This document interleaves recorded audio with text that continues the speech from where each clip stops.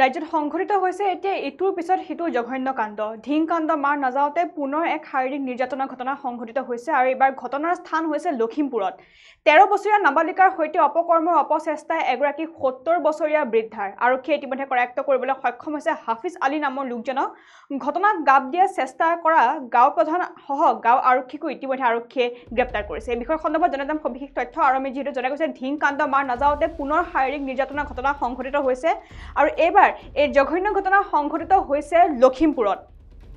13 বছৰীয়া নাবালিকাৰ সৈতে অপকৰ্মৰ অপচেষ্টা চলাইছিলে 70 বছৰীয়া বৃদ্ধাই আৰক্ষীয়ে ইতিমধ্যে কৰায়ত্ব কৰে হাফিজ আলী নামৰ লোকজনক ঘটনাক গাব দিয়াৰ চেষ্টা গাঁও প্ৰধান সহ গাঁওৰক্ষী বাহিনীৰ আৰক্ষীয়ে আটক কৰে অভিযুক্ত সহ গাঁও প্ৰধান আৰু গাঁওৰক্ষী বাহিনীক কিশোৰীগৰাকীৰ পৰিয়ালৰ লোকে পানীগাঁও আৰক্ষী থানাত দাখিল কৰিছে ইতিমধ্যে এজাহাৰ অভিযুক্তক উচিত শাস্তিৰ দাবী অঞ্চলটো স্থানীয় লোকৰ আৰু আমি যেহেতু জনাইছো যে ইতিমধ্যে ধিংকাণ্ডই সমগ্ৰ ৰাজ্যতে এতিয়া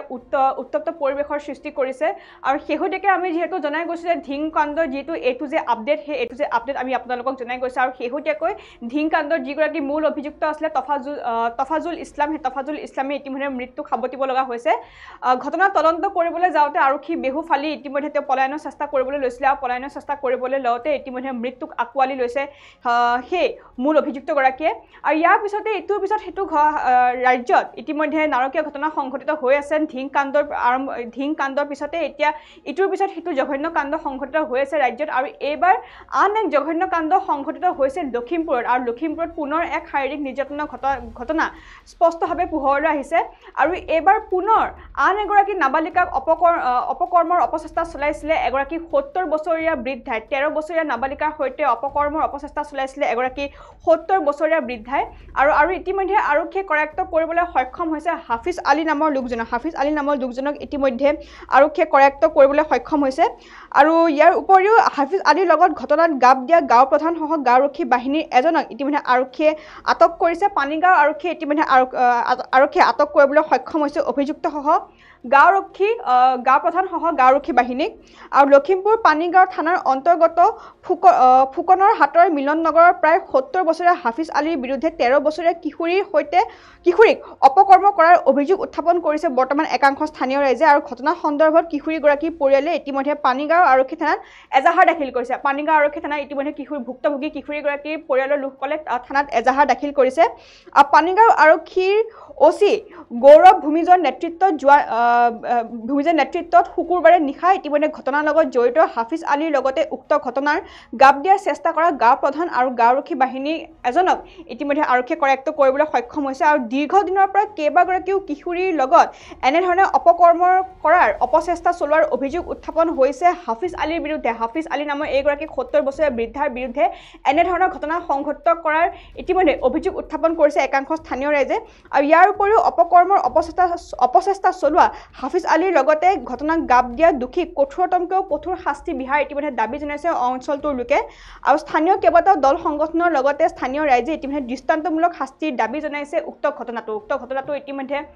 বিভিন্ন দল সংগঠনেও ইতিমধ্যে দাবী জনাইছে যে এই যিকেইগৰাকী অভিযুক্ত আছে সেই অভিযুক্ত কেইগৰাকী উচিত কঠোৰতমকৈ যে কঠোৰ শাস্তি যাতে বিহে আৰক্ষী প্ৰশাসনে আৰু আমি পুনৰ জনাইছে ধিংকাণ্ড মাৰ নাযাওঁতে পুনৰ ৰাজ্যত আন এক শাৰীৰিক নিৰ্যাতনৰ ঘটনা সংঘটিত হৈছে আৰু এইবাৰ ঘটনাৰ স্থান হৈছে লখিমপুৰত আৰু শুকুৰবাৰৰ দিনটোতে কেইবাটাও স্থানত এনেধৰণৰ ঘটনা সংঘটিত হৈছে লাগিলে সেয়া তেজপুৰে হওক তিনিচুকীয়াই হওক হোজাই হওক আৰু এইবাৰ ঘটনাৰ স্থান হৈছে লখিমপুৰত এগৰাকী 13 বছৰীয়া নাবালিকাৰ সৈতে অপকৰ্মৰ অপচেষ্টা চলাইছিলে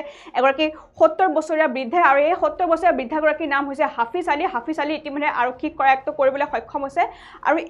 ইতিমধ্যে এই ঘটনাত যিগৰাকী লোকে গাব দিব বিচাৰিছে গাঁও প্ৰধান সহ গাঁওৰক্ষী বাহিনীকো ইতিমধ্যে আৰক্ষীয়ে পানীগাঁও আৰক্ষীয়ে ইতিমধ্যে কৰায়ত্ব কৰিবলৈ সক্ষম হৈছে আৰু ঘটনাৰ সন্দৰ্ভত স্থানীয় লোকসকলে কি মন্তব্য প্ৰদান কৰিছে সেয়া আমি আপোনালোকলৈ আগবঢ়াইছো কি ক'ব মানে কথাটো এতিয়া মই তেওঁলোকৰ মুখৰ পৰা শুনিছোঁ ছোৱালীজনীকো সুধিছোঁ ছোৱালীজনীয়েতো হয় বুলি কৈছে খুৰীয়েকে নিশ্চয়কৈ দেখিছোঁ বুলি কৈছে কিন্তু আমি ধৰক ভিডিঅ' পাৰ্টি ছেক্ৰেটাৰী আৰু আমি আৰু 2-3জন মানে তেওঁলোকৰ ঘৰলৈ গৈছিলোঁ সুধিবলৈ তেওঁ ছোৱালীজনীক মানে ছেক্ৰেটাৰীয়ে সুধিলে সোধ-পোছ কৰাত মানে তেওঁ হয় বুলি কৈছে আৰু খুৰীয়েকো কৈছে হয় দেখিছোঁ তেওঁ ইমানখিনি মানে কোৱাৰ পিছতো যে ছেক্ৰেটাৰীয়েও গম পায় গাঁৱৰ প্ৰধানো জনোৱাৰ পাছত তেওঁলোকে একো মীমাংসা নকৰিলে ইমানতে মানে কেছটো মানে গাপ দি থৈ দিলে। তাৰপাছত মানে কি হ'ল কি নহ'ল নাজানো। তাৰপৰা গাঁও তেওঁ মানে মানুহবিলাক তেওঁলোকৰ ঘৰৰ মানুহখিনি গৈ কালি কেছ দিলে। কেছ দিয়াৰ পিছত ধৰক লখিমপুৰ পানীগাঁও থানা ভাৰপ্ৰাপ্ত বিষয়াই তেওঁলোকে লগে লগে একশ্যন ল'লে, আহি মানে দোষীক বৰাক্ত কৰে। এতিয়া বৰ্তমান থানাতে আছে। কেইজনক নিছে? এতিয়া শুনামতে মানে হাপিজালি বুলি কয়, তেওঁক বৰাক্ত কৰিছে। আৰু গাঁও প্ৰধান আছে বুলি শুনিছোঁ, আৰু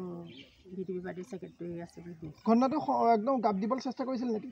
মানে এতিয়া শুনামতেতো তেনেকুৱাই বুজাইছে। মানে তেওঁলোকে ইমান দিনে যেতিয়া আজি আমি মানে ইয়াত মিলামিলি কৰিম বুলি কৈছিলে, কিন্তু গোটেই গাঁৱৰ মানুহো আছিলে, তেওঁলোকে কিবা এটা হেৰি কৰিম বুলি ক'লে একো নহ'লে। কিমান দিন আগত হৈছিলে ঘটনাটো হোৱাটো এতিয়া দিন হ'ল বাৰু, কিন্তু তেওঁলোকে জনামতে এতিয়া সেইদিনাখন যিদিনা ইয়াত মানে মানুহ গোটাইছিলে, সেইদিনাখনতো আজি 6-7 দিনমান হ'ল। ঘটনা মাৰ নাযাওঁতে কিন্তু এতিয়া লখিমপুৰ নাবালিকা ধৰ্ষণ হৈছে, কি ক'ব এই সন্দৰ্ভত? এইটো বৰ লজ্জাজনক কথা। আৰু লখিমপুৰত দিনক দিনে এই মানে অপৰাধবিলাক বাঢ়ি যোৱাৰ কাৰণে আমিও অত্যন্ত মানে দুখ পাইছোঁ। আমি আশা কৰিম এনেকুৱা ধৰণৰ দোষীসকলক, এই অপকৰ্ম কৰা দোষীসকলক এক দৃষ্টান্তমূলক শাস্তি প্ৰদান কৰক, যি শাস্তিৰ দৃষ্টিগোচৰ হৈ অন্য অপৰাধীসকলে এনেকুৱা ধৰণৰ যাতে কাৰ্য সংঘটিত কৰিবলৈ সংকোচ বোধ কৰে, তেনেকুৱা ধৰণৰ এটা দৃষ্টান্তমূলক আমি শাস্তি কামনা কৰিম। লগতে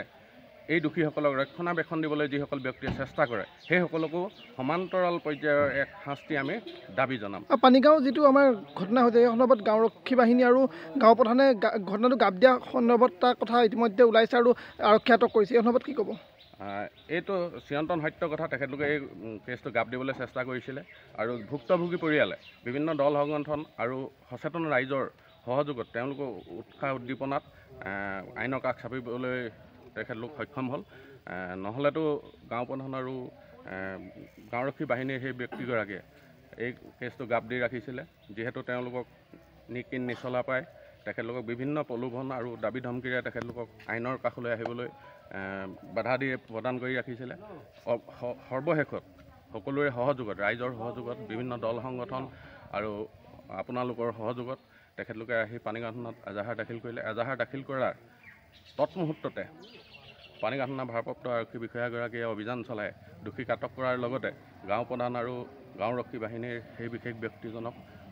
আটক কৰি আনিছে, আৰু এতিয়াও তেখেতলোকক জেৰা অব্যাহত ৰাখিছে। আমি আশা কৰিম দোষীক উপযুক্ত শাস্তি তেখেতলোকে প্ৰদান কৰিবলৈ সক্ষম হ'ব। কি ক'ব মানে কথাটো এতিয়া মই তেওঁলোকৰ মুখৰ পৰা শুনিছোঁ, ছোৱালীজনীকো সুধিছোঁ, ছোৱালীজনীয়েতো হয় বুলি কৈছে, খুৰীয়েকে নিজ চকুৰে